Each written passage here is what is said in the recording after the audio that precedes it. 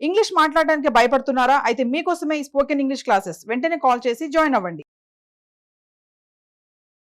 నమస్తే రమ్మగారు. నమస్తే జయ. మంచి కథ చెప్తారండి. పుణ్యాత్ముడి కథ చెప్తాను. ఓకే. మామూలుగా మనం కార్తీక పురాణం లాంటి గాథల్లో ఇలాంటివి వింటూ ఉంటాము. ఇంట్రెస్టింగ్గా ఉంది. పూర్వం పల్లెటూరులోనంటే ఒక కాంతయ్య కనకయ్య అని ఇద్దరు స్నేహితులు ఉండేవాళ్ళు. వృద్ధులు, పెద్దవాళ్ళు, వీళ్ళు 50 దాటిన వాళ్ళు. ఇద్దరికి పిల్లలు పెళ్ళిళ్ళు అయ్యి సంసారాలు, పిల్లలు సంభాళించుకునే వయసులు వచ్చినాయి. అయితే వీళ్ళిద్దరు ఇంకా ఎంతకాలం ఇలా డేక్కుంటూ ఇక్కడే ఉంటాము, ఏదైనా యాత్ర చేసి రావాలి, కాశీ యాత్ర అని పెట్టుకున్నారు. అయితే అనుకునేవాళ్ళు కానీ కనకయ్య గారు ఆస్తిపరుడు, కాంతయ్యకి ఏదో చిన్న చిన్న కమతం, ఆయన పెద్ద ఆస్తుంది. అయితే ఆయన తెమిల్చుకోలేకపోతుంటాడు. ఈ కాంతయ్య చాలా భక్తుడు, మంచివాడు. ఏమన్నా వాడు ఎన్నాళ్ళరా ఇక అబ్బాయికి అప్పచెప్పు, ఎప్పుడు ఇక్కడే పడేస్తున్నావు, కాశీ వెళ్ళొద్దాం అని బలవంత పెట్టాడు. సరే కనకయ్య గారు ఏం చేశాడు, కొడుక్కి మెల్లిగా పనులన్నీ నేర్పుకుని, వాళ్ళంత పెద్ద కమతం కదా, ఎవరికి ఏమి ఇవ్వాలో అవన్నీ ఏర్పాటు చేసుకుని కొన్ని కౌళ్ళకి ఇచ్చి ఏర్పాటు చేసుకున్నాడు.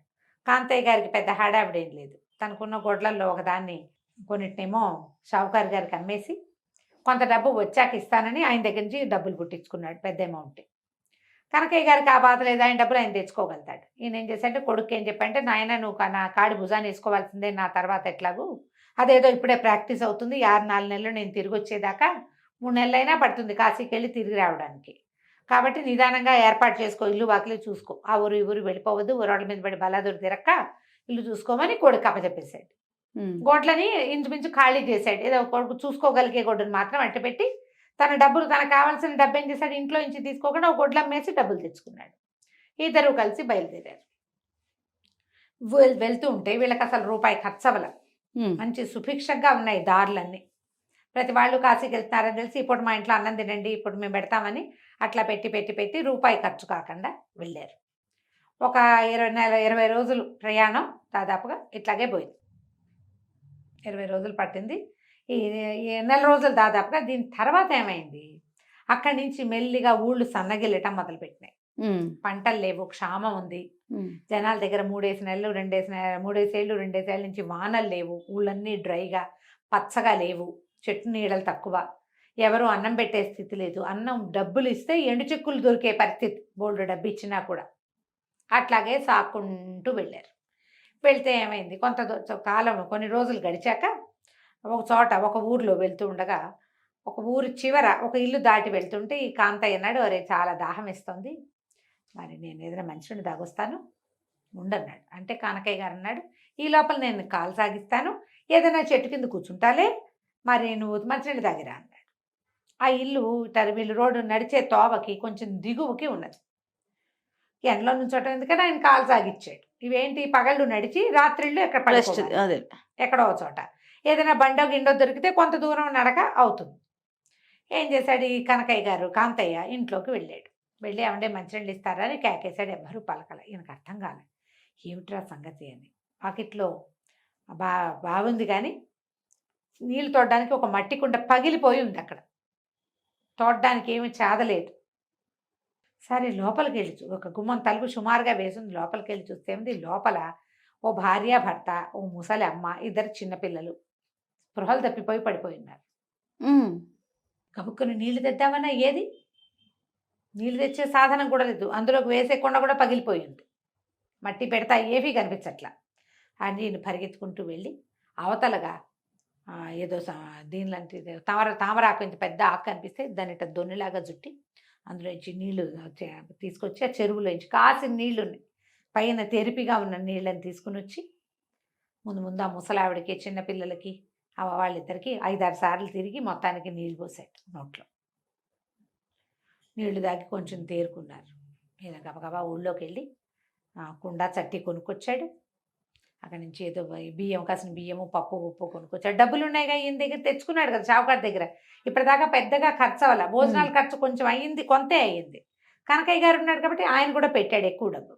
ఒక్క మనిషికి ఎంత తిండి అవుతుంది, పట్టుకొచ్చి గబగబా పొయ్యి వెలిగించి మెల్లిగా బియ్యం వేసరి పెట్టాడు. బియ్యపు వాసనకే పిల్లలు వచ్చి అన్నం దగ్గర కూర్చున్నారు, పొయ్యి దగ్గర కూర్చున్నారు. సరే అన్నం వండాడు, ఏదో పప్పు ఉడకేసి కాస్తంత ఆకుకూర అందులో పడేసి పప్పు చేశాడు, అన్నాలు పెట్టాడు. అన్నం తిన్నాక వాళ్ళు ఏం చెప్పారంటే, 3 ఏళ్ళుగా వానలు లేవు మాకు, పంటలు కూడా లేవు. ఉన్నవే మెల్లిగా మెల్లిగా మెల్లిగా మెల్లిగా తిన్నాము. క్రమంగా 2 రోజులుగా అది నీళ్లు కూడా కూడా లేదు. లేవు, నీళ్లు కూడా లేవు మాకు. దాంతో ఇట్ట పడిపోయామంటే ఆయన ఏమన్నాడు, సరే నేను బాబు పద నీకు నేను సహాయం చేస్తానని పొలమేమో ఎవరి దగ్గర కుదవ పెట్టారు. ఏదో ఒకటి చెయ్యాలంటే సరే లేచెళ్ళి తీసుకుపోయాడు. కొన్ని సరుకులు తీసుకొచ్చాడు. తన దగ్గర డబ్బులు ఉన్నాయి కదా, షావుకారు దగ్గర 40 రూపాయలకి కుదవ పెట్టిన పొలం వెనక్కి తీసుకున్నాడు.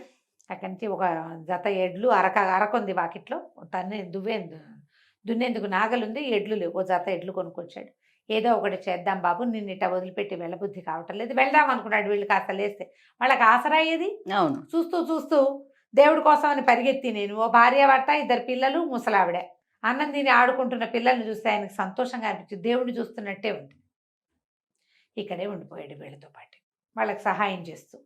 ఈ ముందుకి వెళ్ళి నడిచి వెళ్ళిన కనకయ్య గారు ఎక్కడో చెట్టు కనపడితే చెట్టు కింద కూర్చుని మెల్లిగా కాలు చాచి నిద్రపోయాడు. లేచి చూసుకుని ఇదేమిటి చల్లబడిపోయింది కాంతయ్య ఏడి అంటే, వాళ్ళు వచ్చి నేను పడుకున్నానని వెళ్ళిపోయాడేమో అని నడవడం మొదలుపెట్టాడు. ఎక్కడా ఆయనకి కాంతయ్య గారి జాడ కనపడలే. ప్రతి ఊళ్ళోనూ ఒక పోటుగా వెడల్పుగా మొహము, బట్టతలు ఉన్నాయని చూసారా చూసారా అని అడుగుతూ అడుగుతూ అడుగుతూ అడుగుతూ అడుగుతూ కాశీ వెళ్ళిపోయాడు. నెలలు గడిచినా ఈయన ఇక్కడే ఉండిపోయాడు. ఈయన ఏం చేశాడు, ఇక్కడ వీళ్ళతో పాటు ఉండి అతను చెప్పాడు, ఆ రైతు బాబాయ్ ఎన్నాళ్ళని ఉంటావు బట్టి ఎంతో కొంతకాలం అయినా మీరు బతకగలరన్న నమ్మకం వచ్చాక వెళ్తా. బతకాలి, అంత బతుకుతారు, పర్వాలేదు. నేను చూస్తూ ఒక కుటుంబం మొత్తానికి చావు చూసి వెళ్ళలేను నేను అని చెప్పి ఆ పక్కనున్న స్థలం వాళ్ళదే చక్కగా దున్ని ఇతనితో పాటు కూరగాయ ముక్కలు పెట్టి కూరగాయలు అమ్మటం మొదలుపెట్టారు. కూరలు ఏముంది, ఇప్పుడు పంటలు అంటే 4 నెలలు పడుతుంది. కూరలు నెలన్నర తిరిగేసరికి ఆ కూర 10 రోజులకే పదన వచ్చేస్తుంది కదా. ఆ కూరలు పెట్టి మెల్లిగా కూరగాయలు అమ్మించి వాళ్ళు పర్వాలేదు ఇది నడుస్తారు అని అనుకున్నాక వెళ్ళొస్తానన్నాడు. ముందంతా పిల్లలు వెళ్ళమని వీళ్ళు అన్నారు, కానీ తర్వాత అలవాటు అయ్యాక తాతను వదిలిపెట్టల. పిల్లలు తాత అనేవాళ్ళు, ఆవిడేమో తమ్ముడు అనేది, ముసలావిడే, ఇక కొడుకు కోడలేమో బాబాయ్ అనేవాళ్ళు. ఏం చెయ్యాలో తెలియక అట్లాగే ఉండిపోయాడు. నెలలు గడిచిపోయినాయి. తీరా డబ్బులు చూసుకుంటే ఆయన దగ్గర 12 రూపాయలు ఉన్నాయి. ఇప్పుడు ఇవన్నీ కొనిపెట్టా కదా, నా డబ్బులు నాకు ఇవ్వండి అంటే ఇంకో సంవత్సరం పోయాక ఇస్తారు వాళ్ళు, ఇప్పుడు ఏటా ఇస్తారు? ఈయనేమనుకున్నాడు, నా బందాయి 12 రూపాయలతో కాశీ ప్రయాణం నేనేం చేస్తాను, ఈ దారిలో ఏదో వీళ్ళు రొట్టెలు చేసి పెడతారు, చేసిస్తారు, ఒక 10 రోజులకు సరిపోతుంది, ఇంకేదో కొనుక్కుని తిని మెల్లిగా ఇల్లు చేరదాం, ముందుకి పెద్ద అవసరం ఉండదు కదా, ముందంతా 20 రోజులు బాగా నడిచారు కదా. సరే అక్కడి నుంచి ఏమనుకున్నాడు, వెనక్కి వెళ్ళిపోతాను రే నాయన అని వెనక్కి వెళ్ళిపోయాడు. ఇంటికి వెళ్ళిపోయాడు. ఇంటికి నడవడం మొదలుపెట్టాడు. ఈ లోపల కాశీకి చేరాడు కదా కనకయ్య గారు. ప్రతి ఊళ్ళోనూ బట్టతలు ఉన్న మనిషిని చూసారా అని అడగటం మొదలు. ఎక్కడా దొరకలా. చివరికి కాశీ విశ్వేశ్వరుడి దేవాలయం చేరుకున్నాడు ఆయన. కాశీలో ఏదో అన్నసత్రంలో దిగాడు. వాళ్ళు ఏదో 2 జతల బట్టలు ఉన్నాయి ఆయన దగ్గర, అంతే. భోజనం పెట్టారు. దర్శనం వెళ్ళైందండి, వెళ్ళండి అన్నారు. ఈయన దర్శనానికి వెళ్ళి గుమ్మం దగ్గర నిలబడితే అందరూ వచ్చిన భక్తులందరూ ఏం చేస్తారు, కాశీ విశ్వేశ్వరుడి దగ్గర నేల మీద చేతులు తల ఆనిస్తారు. ఆ ఆంతున్న తల తలతల్లాడితో బట్టతల కనపడింది ఈయనకి. ఒక తల చూసేసరికల్లా కాంతయ్య, ఓరిని నాకంటే ముందు వచ్చి దర్శనానికి కూడా కుదురుకున్నాడు వీడు అనుకున్నాడు.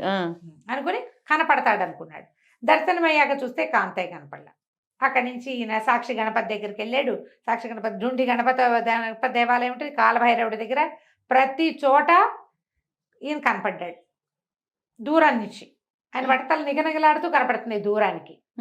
5-6 చోట్ల మన మణికర్ణిక ఘట్టం దగ్గర కూడా కనిపించాడు. ఎవరినైనా అడిగితే మేము చూడలేదంటున్నారు, ఈయనకి మాత్రం కనపడుతున్నాడు. సరే ఈయన ఏమనుకున్నాడు, సరేలే ఎవరితోటైనా వచ్చి ఉంటాడు, కానీ ఇంటికి వెళ్ళాక మాట్లాడుకుందాం అనుకుని తన దర్శనాలన్నీ చేసుకుని చేయదలుచుకున్న దానాలు బాగా డబ్బులు తెచ్చుకున్నాడు. దానాలు ధర్మాలు చేసుకుని చల్లగా బయలుదేరి వచ్చేటప్పుడు ఏ ఇంటి దగ్గర కాంతయ్య గారు ఆగిపోయాడో ఆ ఇంటి దగ్గర ఆగాడు.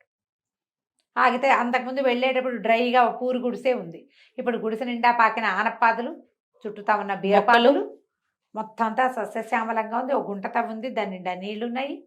మంచినీళ్ళకి వెళ్ళినప్పుడు నా స్నేహితుడు ఇక్కడే మంచినీళ్ళు తాగాడన్నాడు. అటగా పేరేంటండి అని అడిగాడు అతను. కాంతయ్య బాబాయ్ మాకు తెలియపడం ఏంటి, 3 నెలలు మాతోటే ఉంటాను, ఇవాళ మా బతుకు ఆయనే కారణం అని చెప్పాడు కుర్రాడు, ఆ రైతు కుర్రాడు. ఈయన ఆశ్చర్యపడి 2.5-3 నెలల పాటు ఇక్కడ ఉంటే వాడు నాకు కాశీలో ఎట కనపడ్డాడు, కాశీకి వచ్చే ఛాన్సే లేదు. బాబాయ్ కాశీ వెళ్ళలేదండి, డబ్బులు సరిపోవురా అయ్యా, ఇంటికి వెళ్ళిపోతాను అన్నాడు. మీదటికి బయలుదేరినప్పుడు వస్తానన్నాడు, మా పిల్లలకి మాట ఇచ్చాడు అని చెప్పి తను ఆశ్చర్యపోతూ వెనక్కి వెళ్ళాడు. రాని కాంతయ్య నాకు ఎట్లా కనపడ్డాడు అని ఆలోచిస్తూ ఇంటికి వెళ్ళాడు. ఇంటికి వెళ్తే ఇంటి దగ్గర ఉన్నాడు కాంతయ్య. తక్కువ దూరం కదా, 20 రోజుల నడికేగా ఆయన వెనక నడుచుకుంటూ వెళ్ళిపోయాడు. ఈయన ఇదంతా చూసుకుని 4 నెలలకి 3 నెలలకి వెళ్ళాడు మొత్తానికి. వెళ్ళేసరికల్లా కాంతయ్య మళ్ళీ తన కమతంలో కూర్చుని ఉన్నాడు, మామూలుగా పని చేసుకుంటున్నాడు. ఇంకో గేదెని పట్టుకున్నాడు. ఆశ్చర్యపోయాడు. ఏంట్రా పుణ్యాత్ముడివిరా నువ్వు, నేను ఒట్టిగా శివరి దర్శనం కోసం చేశాను అంతే తప్ప డబ్బు ఖర్చు పెట్టుకున్నాను, కానీ ఇంకేది ఖర్చు పెట్టలేదు. అందుకని భగవంతుడు నాకు రాముల దర్శనం ఇచ్చాడు, నీకైతే బ్రహ్మాండమైన దర్శనం ఇచ్చాడు, నిన్ను నాకు అక్కడ చూపించాడు, నువ్వెంత పుణ్యాత్ముడివో నాకు తెలియజేశాడు. ఈసారి ఇతరులకు సహాయం చేస్తూ యాత్ర చేయడానికి మళ్ళీ వస్తాను నేను నీతోటి అని చెప్పాడు. ఎంత చక్కటి విషయం కదండి. సూపర్. కంచికి మనం ఇంటికి. భలే ఉంది రమ్మగారు. నమస్తే అండి. నమస్తే జయ.